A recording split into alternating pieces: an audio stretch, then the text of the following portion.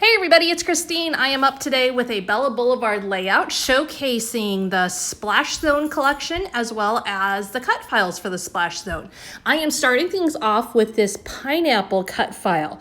Now, if you're looking at it, and you're looking at it like I did, it just screams to be backed with patterned paper, doesn't it?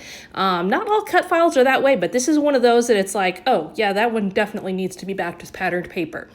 So what I have done is I have cut out the white part and I've popped that up with some really thin foam adhesive strips. And then now I'm using some old foam adhesive backing that was for 3D foam circles. And I'm just adding that to the triangles so that I can pop up my inner pieces.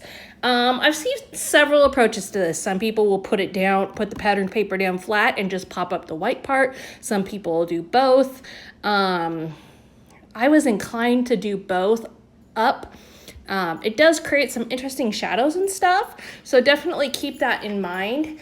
But this is a good way to use up some of that leftover packaging that you hate to throw away because you know it's the exact same stuff as those 3D foam circles. It's just wonky shapes. But so you can see, I'm just filling that all in, getting it ready to add my patterned paper. Now, I opted for 4 different patterned papers. Could have gone all yellow and done different patterns. I really wanted a pop of color, especially to coordinate with my picture, so I decided to just do a really colorful pineapple.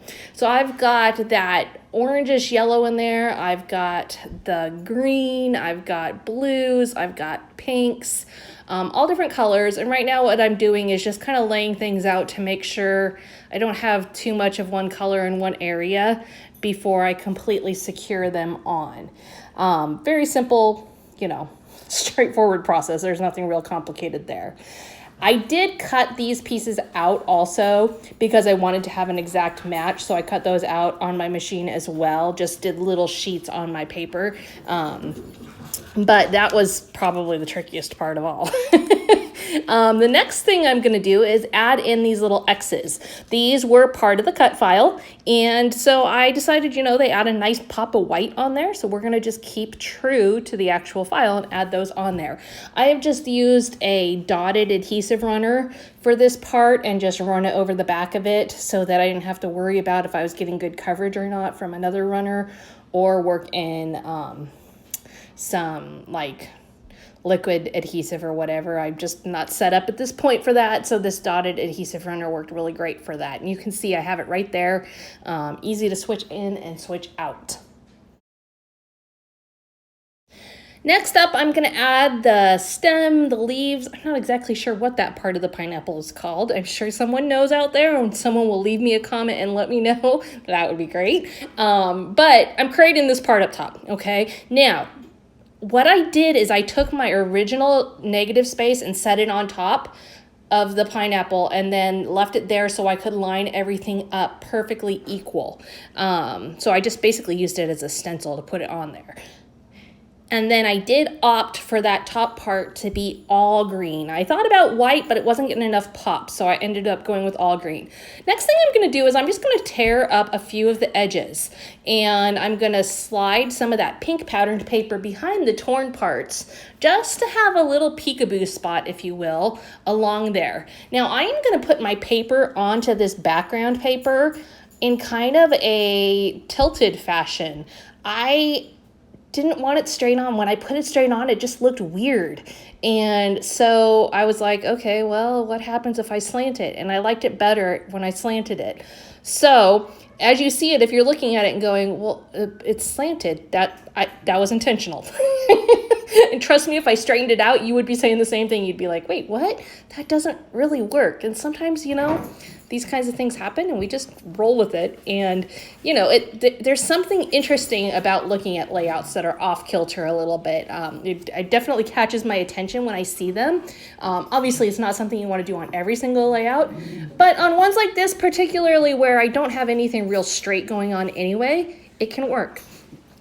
I am also adding some distressing to my edges, so my whole white base there is all torn up and roughed up and a mess. I did that intentionally.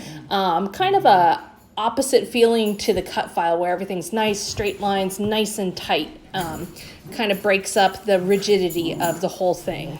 Now, we've been at this for a while, so we're obviously coming to the end, but you're going to see how I add my picture, add my title, add my embellishments. Always the final steps. So the picture is just going to go on there, and I'm going to just use some of the same patterned papers that I used with the pineapple to tuck a little bit of color behind them.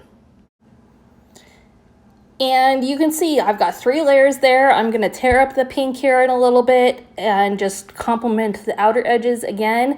But you can see what a nice way those layers add, they draw you into the picture, okay? They complement the pineapple, but they also draw you into the picture instead of it just being there by itself.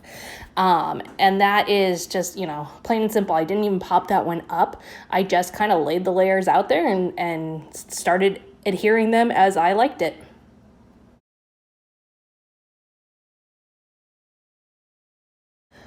My embellishing is going to be a combination of the chow chip, which you saw me just push down right there. It's a thick chipboard piece, but then I've also got some ephemera, and that is up there in that corner that I'm working with right now. And those are both the same kind of style of leaves, and so they complement one another. And I'm just going to tuck those in behind the pineapple, add some flowers, and those will be my real base for my embellishing.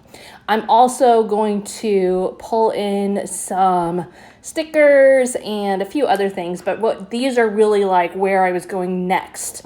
Now you can see I've got that perfect word sitting up top. That is not going to stay there. I just had kind of set it out to think about where I wanted to place that for my title. One of the little phrases in this collection in the ephemera was as sweet as a pineapple. So I wanted to add that in, but it wasn't big enough for a title. So I added that into my title with perfect, and then I had above it as sweet as a pineapple. You can see I'm also adding in some hearts. That's a combination, like I said, of stickers and ephemera, and also some acrylic hearts from the Home Sweet Home collection. So those coordinated really nicely.